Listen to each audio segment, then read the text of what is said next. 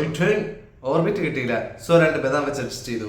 ഒരു വിജയ് സ്റ്റൈൽ പിടിച്ചാണ്. എല്ലാവർക്കും വെൽക്കം ടു ജിജേവേഴ്സ്. This is me Jijay. നമ്മൾ പിന്നെയും ഒരു വിജയ് പടത്തിന്റെ റിവ്യൂ ആയി വന്നിരിക്കുകയാണ്. കഴിഞ്ഞ കൊല്ലം ഏകദേശം ഒക്ടോബർ സമയത്താണ് നമ്മൾ ഈ ചാനൽ തുടങ്ങിയത്. അപ്പോൾ ലിയോയുടെ റിവ്യൂ കൊണ്ടാണ് നമ്മൾ ആദ്യമായിട്ട് ഈ ചാനൽ സ്റ്റാർട്ട് ചെയ്തത്. ലിയോ ഒരു നല്ലൊരു പടമായിരുന്നു. സോ കുറേ നാളിന് ശേഷം ഇപ്പോൾ മറ്റൊരു വിജയ് പടം നമ്മൾ കണ്ടിരിക്കുകയാണ്. ഞാൻ കണ്ടിട്ട് അതിൻ്റെ റിവ്യൂ ഇപ്പോൾ ഞാൻ ഷെയർ ചെയ്യാൻ പോവുകയാണ്. സോ എനിവേസ് എല്ലാവർക്കും വെൽക്കം ടു ജിജേവേഴ്സ്. This is me Jijay. GOAT movie review, greatest of all time. Venkat പ്രഭുവിന്റെ മുന്നത്തെ സിനിമകൾ എടുത്ത് നോക്കിക്കഴിഞ്ഞാൽ തന്നെ നമുക്ക് മനസ്സിലാവും ഹീറോയോടൊപ്പം തന്നെ കഥയ്ക്കും വളരെയധികം ഇമ്പോർട്ടൻസ് ഉണ്ടാവും. ഗ്രേറ്റസ്റ്റ് ഓഫ് ഓൾ ടൈമിലോട്ട് വരുമ്പോഴാണെങ്കിലും ഹീറോയോടൊപ്പം തന്നെ കഥയ്ക്കും വളരെ ഇമ്പോർട്ടൻസ് ഉണ്ട്. സ്റ്റോറി വളരെ പ്രെഡിക്റ്റബിൾ ആണെങ്കിലും നമുക്ക് അത് ഡയറക്റ്റ് ചെയ്ത് പ്രസന്റ് ചെയ്തേക്കുന്ന രീതി ഭയങ്കര കൺവിൻസിങ് ആണ്. നമുക്ക് കുറേ സ്ഥലങ്ങളിലൊക്കെ നമുക്ക് കൺവിൻസ്ഡ് ആവും. 3 മണിക്കൂർ 3 മിനിറ്റാണ് ഈ സിനിമയുടെ ഡ്യൂറേഷൻ. അപ്പൊ തന്നെ ആലോചിച്ച് നോക്കണം, നമുക്ക് ആ സിനിമ കണ്ടിറങ്ങുമ്പോൾ ഒരു യുഗം കഴിഞ്ഞതുപോലെ ഫീൽ ചെയ്യും. കുറേ സ്ഥലങ്ങളിൽ ലാഗ് ഉള്ളത് കൊണ്ട് എനിക്കും അങ്ങനെ ഫീൽ ചെയ്തു. ആക്ച്വലി സിനിമ നമുക്കിപ്പോൾ എന്താ പറയുക, ഒരു ഹാർട്ട് ബീറ്റ് പാറ്റേണിൽ നമുക്ക് മനസ്സിലാക്കാം. ആദ്യം സിനിമ ഇങ്ങനെ അപ്പായി വരും, ഇടയ്ക്ക് വെച്ച് ഒന്ന് ഡൗൺ ആവും, ഒന്ന് നോർമൽ പേസിൽ പോകും, പിന്നെ അപ്പായി വരും, അങ്ങനെ. നമ്മളപ്പോൾ കൽക്കി പോലത്തെ സിനിമകളുടെയൊക്കെ ഒരു ടാക്ടിക് എന്താണെന്ന് വെച്ച് കഴിഞ്ഞാൽ അവർ നല്ലൊരു സ്റ്റാർട്ടിങ് കൊടുക്കും, നല്ലൊരു ഇന്റർവെൽ കൊടുക്കും, നല്ലൊരു ക്ലൈമാക്സ് കൊടുക്കും. അപ്പോൾ ഈ 3 സ്ഥലങ്ങളിലാണ് പ്രേക്ഷകർ ഏറ്റവും അധികം എക്സ്പെക്ട് ചെയ്തിരിക്കുന്നത്. കാരണം എന്ന് വെച്ച് കഴിഞ്ഞാൽ ഒരാൾ തിയേറ്റർ വന്ന് കയറുമ്പോഴത്തേക്ക് എന്ന് പറഞ്ഞൊരു ഇമ്പാക്ട്, ഇന്റർവെല്ലിന് പുറത്തിറങ്ങാൻ പോകുമ്പോഴത്തേക്കും ഒന്ന് ബൂസ്റ്റ് ചെയ്ത് നിർത്തുമ്പോഴത്തേക്കും ഇന്റർവെല്ലിന് വലിയ ഇറങ്ങി അതിനെക്കുറിച്ച് ചർച്ചകളായി. അത് കഴിഞ്ഞ് സിനിമ പിന്നെയും മൂവ് ചെയ്ത് ക്ലൈമാക്സിലേക്ക് എത്തുമ്പോഴത്തേക്ക് ക്ലൈമാക്സും അങ്ങനെ ബൂസ്റ്റപ്പ് ആകുമ്പോഴത്തേക്ക് ഈ 3 സ്ഥലങ്ങളാണ് നമ്മൾ മെയിനായിട്ട് കോൺസെൻട്രേറ്റ് ചെയ്യുന്നത്. അതുപോലെ തന്നെ ഗോട്ടും കോൺസെൻട്രേറ്റ് ചെയ്തിട്ടുണ്ട്. സ്റ്റാർട്ടിങ് വളരെ കിടിലൊരു സ്റ്റാർട്ടിംഗ് ആണ്. ഒരു മരിച്ചുപോയ ഒരു നടന് ട്രിബ്യൂട്ട് നൽകിക്കൊണ്ട്, അത്യാവശ്യം നല്ല എസ്റ്റാബ്ലിഷ്ഡ് ആയിട്ടുള്ള ഒരു ആക്ടറാണ്, ആ നടന് ട്രിബ്യൂട്ട് നൽകിക്കൊണ്ടുള്ള ഒരു സ്റ്റാർട്ടിംഗ് ആണ്. വിജയുടെ സാധാരണ ആയിട്ടുള്ള സിനിമകൾ കണ്ടുവരാത്ത രീതിയിലുള്ള ഒരു സ്റ്റാർട്ടിംഗ് ആണ്. എനിക്കത് ഭയങ്കര കൺവിൻസിംഗ് ആയിട്ട് തോന്നി. സിനിമയുടെ സ്റ്റോറി ലൈൻ എന്ന് പറഞ്ഞാൽ വളരെ സിമ്പിൾ ആണ്. ഒരു റോ ഏജന്റ്, അതായത് റോയുടെ കീഴിൽ വരുന്ന ആന്റി ടെറർ സ്ക്വാഡിൽ വരുന്ന ഒരു ഏജന്റ് ആണ് നമ്മുടെ ഗാന്ധി എന്ന് പറഞ്ഞ ക്യാരക്ടർ വിജയ്. അപ്പോൾ ആ ഏജന്റിന്റെ ലൈഫിൽ ഉണ്ടാകുന്ന ഒരു സംഭവം, ആ സംഭവം പിന്നീട് ഒരു ബട്ടർഫ്ലൈ എഫക്റ്റ് പോലെ ഭാവിയിൽ അദ്ദേഹത്തിന്റെ ഫാമിലിയെ എഫക്റ്റ് ചെയ്യുന്നു. അദ്ദേഹത്തിന് ഓൾറെഡി ഒരു മകൻ ഉണ്ടായിരുന്നു. ആ മകനെ ഇടയ്ക്ക് വെച്ച് നഷ്ടപ്പെടുകയാണ്, ഒരു അപകടത്തിൽപ്പെട്ട് നഷ്ടപ്പെടുന്നുണ്ട്. അപ്പോൾ ആ നഷ്ടപ്പെടുന്നതിനെ തുടർന്ന് പിന്നീട് അദ്ദേഹത്തിന്റെ ജീവിതം താളം തെറ്റി. പിന്നെ വർഷങ്ങൾക്ക് ശേഷം ആ മകനെ തിരിച്ചും കണ്ടുമുട്ടുമ്പോഴത്തേക്കും പിന്നീട് ഉണ്ടാകുന്ന സംഭവങ്ങളാണ് ഫസ്റ്റ് ഹാഫിൽ കാണിക്കുന്നത്. ഫസ്റ്റ് ഹാഫിൽ വളരെ ഒരു ലോ പേസിൽ പൊയ്ക്കൊണ്ടിരിക്കുന്ന പടം ഇടയ്ക്കിടയ്ക്ക് ഒന്ന് ഹൈ ആയി, ഇടയ്ക്കിടയ്ക്ക് ഒരു ഫൈറ്റ് കാണിച്ച് ഹൈ ആയിട്ട് പിന്നെയും ഒന്ന് സ്ലോ ആയിട്ട് ഇമോഷണൽ ട്രാക്ക് പിടിച്ചു പോകും. ഇന്റർവെല്ലിനോട് അടുപ്പിച്ചാണ് നമ്മുടെ ഒരു മെയിൻ ആയിട്ടുള്ള ഒരു ഇമ്പോർട്ടൻറ്റ് സാധനം നടക്കുന്നത്. അത് ഞാൻ എന്താണെന്ന് പറഞ്ഞു കഴിഞ്ഞാൽ പിന്നെ സിനിമയുടെ അത് പോകും. പിന്നീട് ഇനി അങ്ങോട്ടുള്ള ഒന്നും എനിക്ക് റിവീൽ ചെയ്യാൻ പറ്റില്ല. മകനെ കണ്ടുമുട്ടതിന് ശേഷം അദ്ദേഹത്തിന്റെ ലൈഫ് ഫുൾ ഓഫ് ഹാപ്പിനെസ് ആണ്. വർഷങ്ങൾക്ക് ശേഷം തിരിച്ചു കിട്ടിയതാണ്. അപ്പോൾ അത് അങ്ങനത്തെ വിജയ് തന്നെയാണ് അച്ഛനായിട്ടും മകനായിട്ടും അഭിനയിച്ചിരിക്കുന്നത്. DAGing ഒക്കെ വൃത്തികേടില്ലാത്ത രീതിയിൽ ചെയ്തിട്ടുണ്ട്. നമ്മളെ പാട്ടിൽ മറ്റേ സ്പാർക്ക് എന്ന് പറഞ്ഞ പാട്ട് ഇറങ്ങിയപ്പോഴത്തേക്കും മറ്റേ അശോകനെ പോലെ അഴകി എന്ന് പറഞ്ഞിട്ട് ഇങ്ങനെ ആ സാധനം അത് കുഴപ്പമില്ല, അത്രയും വൃത്തികേടില്ലാത്ത രീതിയിൽ സിനിമയ്ക്ക് അത് സാധനം ചെയ്തു വെച്ചിട്ടുണ്ട്. എനിവേസ് നമുക്ക് സിനിമയിലേക്ക് ബാക്കി എന്ന് പറഞ്ഞു കഴിഞ്ഞാൽ ഇന്റർവെല്ലിന് ശേഷം സിനിമ പിന്നീട് മാറുന്നുണ്ട്. ഇതിനകത്ത് പ്രധാന വില്ലൻ ക്യാരക്ടർ ചെയ്തേക്കുന്ന ആളെക്കാളും മികച്ച് നിൽക്കുന്ന മറ്റൊരു വില്ലൻ ഈ സിനിമയിലുണ്ട്. അതാരാണെന്നൊന്നും ഞാൻ പറയുന്നില്ല, അതൊക്കെ നിങ്ങൾ തിയേറ്ററിൽ പോയി കണ്ട് മനസ്സിലാക്കുക.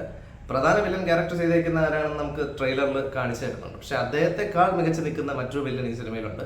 അത് നിങ്ങൾ തിയേറ്ററിൽ പോയി കാണാൻ മനസ്സിലാവും. പിന്നെ ഒരുപാട് അദ്ദേഹം തന്നെ വെങ്കട് പ്രഭു തന്നെ ഓൾറെഡി പറഞ്ഞിട്ടുണ്ട്, ഒരുപാട് സർപ്രൈസിംഗ് ആയിട്ടുള്ള കെമിയോസ് സിനിമയിലുണ്ടെന്ന്. അത് വളരെ ശരിയാണ്. പക്ഷെ നമ്മൾ എക്സ്പെക്ട് ചെയ്യുന്ന കെമിയോസ് ഒന്നുമല്ല. നമ്മൾ ഒരുപാട് കെമിയോസ് നമുക്ക് ഈ പ്രഡിക്ഷൻ ലിസ്റ്റിലൊക്കെ വന്നിട്ടുണ്ടായിരുന്നു. സോ അതൊന്നും അല്ല, ബട്ട് വേറെ എക്സ്പെക്ട് ചെയ്യാത്ത കുറെ കമ്മ്യൂൺസ് വരുന്നുണ്ട്. ഐറ്റം ഡാൻസ് പോലൊരു ഡാൻസ്, ഐറ്റം ഡാൻസ് എന്ന് പറയാൻ പറ്റില്ല, ഒരു കുത്തുപാട്ട് കളിക്കാനായിട്ട് ഒരു നടി വരുന്നുണ്ട്. ആ നടിയൊക്കെ വരുമ്പോഴത്തേക്ക് തിയേറ്റർ ഫുൾ കയ്യടികളാണ്. അത്തരത്തിൽ പിന്നീട് വേറൊരു ആക്ടർ വരുന്നുണ്ട്. അങ്ങനെ മൊത്തത്തിൽ എനിക്ക് സിനിമ അങ്ങനെ ഈ ഇടയ്ക്കിടയ്ക്കുള്ള ക്യാമിയോസ് ഒക്കെ വളരെ നന്നായിട്ട് സിനിമയെ ലിഫ്റ്റ് ചെയ്യാൻ പറ്റിയിട്ടുണ്ട്. പിന്നെ എടുത്ത് പറയേണ്ട കാര്യം എന്ന് പറയുന്നത് സിനിമയുടെ BGM ആണ്. യുവൻ ശങ്കർ രാജയാണ് ചെയ്തിരിക്കുന്നത്. അത്യാവശ്യം കിടിലായിട്ടുള്ളൊരു മ്യൂസിക്കാണ്. ഭയങ്കര ബ്രില്യൻ്റ് ഒന്നുമല്ല, അടുത്ത് ചില സിനിമയിലൊക്കെ ചെയ്ത് വെക്കുന്ന ആ ഒരു ലെവലൊന്നുമില്ല. But okay. എസ്പെഷ്യലി ഇതിൽ മകൻ വിജയുടെ BGM നല്ല ഒരു രസമുള്ളൊരു BGM ആണ്. അദ്ദേഹത്തിന്റെ ഇൻട്രോയിലും ഇടയ്ക്കിടയ്ക്ക് അദ്ദേഹത്തെ കാണിക്കുമ്പോൾ ഒരു BGM ഉണ്ട്. അപ്പോൾ അതൊക്കെ ഒരു ഗോട്ട് നമുക്ക് greatest of all time BJ എന്നൊക്കെ പറഞ്ഞിട്ടൊരു BGM ഉണ്ട്. അത് നല്ല രസമുള്ളൊരു BGM ആണ്. സോ ടെക്നിക്കലി സ്പീക്കിംഗ് ബാക്കി ക്യാമറ വർക്ക് ആണെങ്കിലും VFX ആണെങ്കിലും ഒക്കെ അത്യാവശ്യം വേണ്ട ഒരു ക്വാളിറ്റി മെയിൻറ്റെയിൻ ചെയ്ത് പോയിട്ടുണ്ട്. ക്ലൈമാക്സിലോട്ട് എത്തിയപ്പോഴത്തേക്കും VFXന്റെ ഒരു ക്വാളിറ്റി ഒന്ന് ചെറുതായിട്ടൊന്ന് ഡൗൺ ആയിട്ടുണ്ട്. പക്ഷെ അതുവരെ അവർ ആ ക്വാളിറ്റി മെയിൻറ്റെയിൻ ചെയ്ത് പോയിട്ടുണ്ട്. വിജയുടെ വളരെ യങ്ങർ ആയിട്ടുള്ളൊരു സെൽഫ് കാണിക്കുന്നുണ്ട്. അതായത് പണ്ട് ശരിക്കും വിജയ് സിനിമയിലേക്ക് വരുന്നതിനൊക്കെ ആ ഒരു സമയത്തൊക്കെ ഇരുന്ന ഒരു ഫേസ് പോലെ ചെയ്തെടുത്തിട്ടുണ്ട്. അതാണ് ട്രെയിലറിൽ പലരും ട്രോൾ ചെയ്തിട്ടുള്ളത്. അപ്പോൾ ആ ഒരു ഫേസ് ഒക്കെ കുഴപ്പമില്ല, കൺവിൻസിംഗ് ആണ്. നമുക്കറിയാം അത് AI ടെക്നോളജി വെച്ചിട്ട് കാര്യങ്ങളൊക്കെ വെച്ചിട്ട് ചെയ്ത് VFX വർക്കിൽ കൂടെ ചെയ്തെടുക്കുന്നതാണ്, DAGing പരിപാടികളാണ് എന്നുള്ളത്. പക്ഷെ ഇറ്റ്സ് ഓക്കെയാണ്. ഏകദേശം എന്താ പറയുക, ഒരു മോശമായിട്ടുള്ളൊരു സംഭവമല്ല, ഓക്കെയാണ്, കൺവിൻസിങ് ആണ്. വളരെ എന്താ പറയുക നമുക്കൊരു ഒരു പ്രൗഡ് ഫീലിംഗ് തോന്നും. കാരണം ഇത്രയും വൃത്തികേടില്ലാത്ത രീതിയിൽ ആ സാധനങ്ങളൊക്കെ ചെയ്തെടുക്കാൻ പറ്റിയിട്ടുണ്ടല്ലോ, ഒരു സൗത്ത് ഇന്ത്യൻ മൂവിയാണല്ലോ. അപ്പോൾ അതൊരു കൺവിൻസിംഗ് ആയിട്ടുള്ള പരിപാടിയാണ്. വിജയുടെ കഴിഞ്ഞ മൂവീസൊക്കെ വെച്ചപ്പോൾ വാരിസിനെയൊക്കെ കാട്ടിലും എനിക്ക് ഈ മൂവി ഇഷ്ടപ്പെട്ടു. കാരണം വാരിസ് ഒരു സീരിയൽ കൈൻഡ് ഓഫ് ഒരു പടമായിപ്പോയി. ഇത് പക്ഷേ അതിനെക്കാട്ടി ബെറ്റർ ആണ്. ലിയോയുടെ അത്രയും കിടിലമല്ല, ബട്ട് അതിന് രണ്ടിനും ഇടയിൽ നിൽക്കുന്ന ഒരു ടൈപ്പ് പടമാണ്. അത്യാവശ്യം നന്നായിട്ട് എലിവേറ്റ് ചെയ്യുന്ന ഒരുപാട് മൊമെന്റ്സ് ഉള്ള കിടിലം ഫൈറ്റ്സ് എല്ലാം കിടിലാണ്, ഫൈറ്റ് സീക്വൻസ് എല്ലാം കിടിലാണ്. വിജയ്ക്ക് മാത്രമല്ല ഒപ്പമുള്ള പ്രഭുദേവയ്ക്കാണെങ്കിലും ബാക്കിയുള്ളവർക്കാണെങ്കിലും നല്ല ഫൈറ്റ് സീൻസ് ഒക്കെ ഉണ്ട്. സോ എല്ലാം കൊണ്ടും സിനിമ നമ്മളെ തൃപ്തിപ്പെടുത്തുന്നുണ്ട്. ഭയങ്കര കിടിലൊന്നും പറയാൻ പറ്റില്ല, പക്ഷെ തൃപ്തിപ്പെടുത്തുന്നുണ്ട്. സോ നമുക്കിപ്പോൾ മൊത്തത്തിലൊരു റേറ്റിംഗ് എടുത്ത് നോക്കുകയാണെങ്കിൽ എനിക്ക് പേഴ്സണലി ഒരു 3 കൊടുക്കാൻ പറ്റും. 3 കൊടുക്കുന്നതിന് തന്നെ വിജയുടെ മകൻ ക്യാരക്ടർ പ്ലേ ചെയ്ത ആ ഒരു സ്റ്റൈൽ ഓഫ് ആക്ടിങ് ആണ്. മകനിൽ ഒരുപാട് അഭിനയ പ്രാധാന്യമുള്ള ഒരു വേഷമാണ് ആ മകൻ ക്യാരക്ടർ. അതും പുള്ളി ഷേവ് ഒക്കെ ചെയ്ത് ഒട്ടിപ്പ് മീശയൊക്കെ വെച്ചിട്ടുള്ള പരിപാടി, പക്ഷെ അത് നന്നായിട്ട് ചെയ്തിട്ടുണ്ട്. ആ VFX കൊണ്ട് ആ മുഖത്തിനെ ഒന്ന് DH ചെയ്തെടുത്തിരിക്കുന്നതും വൃത്തികേടില്ലാത്ത രീതിയിൽ ചെയ്തിട്ടുണ്ട്. സോ അത് നമുക്ക് അതുകൊണ്ട് ആ മകൻ ക്യാരക്ടറിനെ പ്ലേ ചെയ്തിരിക്കുന്ന സാധാരണയായിട്ട് വിജയ് മറ്റു സിനിമകൾ ചെയ്തു വരാത്ത രീതിയിലാണ്. സോ അത് കൺവിൻസിങ് ആണ്. മറ്റേ നമ്മുടെ ഈ ട്രെയിലറിലൊന്നും കണ്ടതല്ല സംഭവം. കുറച്ച് സംഭവം ഇருக்கு, ஆனால் ரொம்ப സംഭവം ഇല്ല. അതായത് ഒരുപാട് ഭയങ്കര എഫക്റ്റീവായിട്ടുള്ള സംഭവങ്ങളൊന്നുമില്ല. നമുക്ക് എന്താണ് ഒരു സിനിമ കണ്ടിരുന്ന് പോകാൻ പറ്റും, അത്രേ ഉള്ളൂ. രാവിലെ 4 മണിക്ക് എഴുന്നേറ്റ് പോകേണ്ട ആവശ്യം ഉണ്ടായിരുന്നു എന്ന് ചോദിച്ചു കഴിഞ്ഞാൽ അത്രയ്ക്കൊരു 4 മണിക്ക് എഴുന്നേറ്റ് പോയാൽ പലരും നിരാശപ്പെട്ടിരിക്കുന്നുണ്ട്. ആദ്യത്തെ പാട്ടായിരുന്നപ്പോൾ എല്ലാവരും പോയി ഡാൻസ് കളിച്ചു, പിന്നെ ഒന്ന് ഡൗൺ ആയി. പക്ഷെ ഒരിക്കലും സിനിമ അത്രയ്ക്ക് അങ്ങ് ഡൗൺ ആയി പോയിട്ടില്ല. സിനിമ ഒരു മീഡിയം പേസിൽ തന്നെ പോകുന്നുണ്ട്. സോ ഫാൻസിനൊക്കെ തിയേറ്ററിൽ പോയി ആഘോഷിക്കാൻ പറ്റിയ ഒരു ടൈപ്പ് ഓഫ് പടമാണ്. പിന്നെ ഇഷ്ടം പോലെ ട്വിസ്റ്റ് ഉണ്ട്. സോ നമുക്ക് ഇങ്ങനെ എക്സ്പെക്ട് ചെയ്ത് ഇങ്ങനെ പോയി എല്ലാവരും പറയുന്നുണ്ട് പ്രഡിക്റ്റബിൾ ആണ്. ഇന്റർവെല്ലിലെ സാധനമൊക്കെ പ്രഡിക്റ്റബിൾ ആണ്. അത് കഴിഞ്ഞിട്ടുള്ള കുറച്ച് സാധനങ്ങളുണ്ട്, അത് നമ്മൾ ഒരിക്കലും പ്രഡിക്റ്റ് ചെയ്യാത്ത കുറേ സംഭവങ്ങളുണ്ട്. മാത്രമല്ല കുറച്ച് നടന്മാരുടെയൊക്കെ വേറൊരു വേർഷൻ, നമ്മൾ അങ്ങനെ കണ്ട് ശീലിച്ചിട്ടില്ലാത്തൊരു വേർഷനൊക്കെ നമുക്ക് ഈ സിനിമയിൽ കാണാൻ പറ്റും.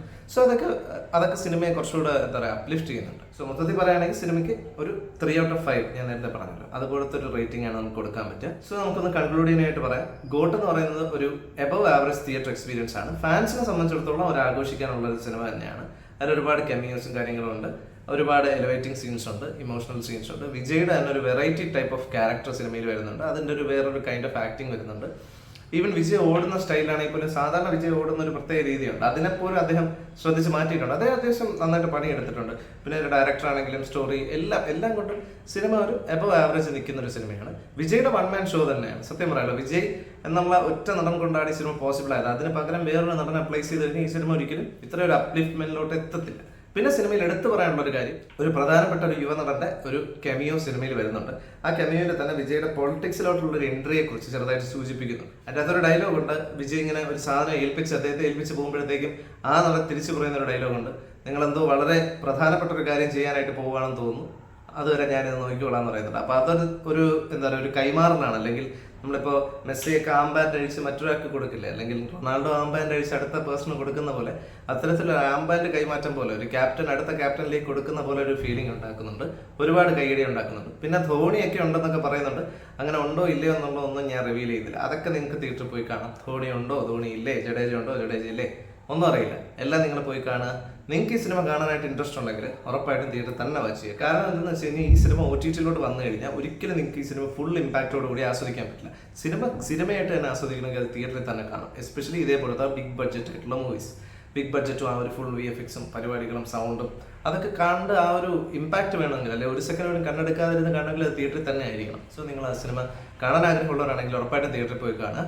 നിങ്ങളുടെ അഭിപ്രായങ്ങൾ ചിലപ്പോൾ എൻ്റെ അഭിപ്രായങ്ങളുമായിട്ട് മാച്ച് ചെയ്യത്തില്ലായിരിക്കും. സോ പ്ലീസ് അത് കമൻറ്റ് ബോക്സിൽ രേഖപ്പെടുത്തുക. നിങ്ങൾക്ക് സിനിമ ഇഷ്ടമായെങ്കിലും ഇഷ്ടമായില്ലെങ്കിലും എല്ലാം രേഖപ്പെടുത്തുക. സോ വീഡിയോ ഇഷ്ടമായെങ്കിൽ ലൈക്ക് ചെയ്യുക, ഫ്രണ്ട്സിനും ഫാമിലിക്കും എല്ലാവർക്കും ഷെയർ ചെയ്ത് കൊടുക്കുക.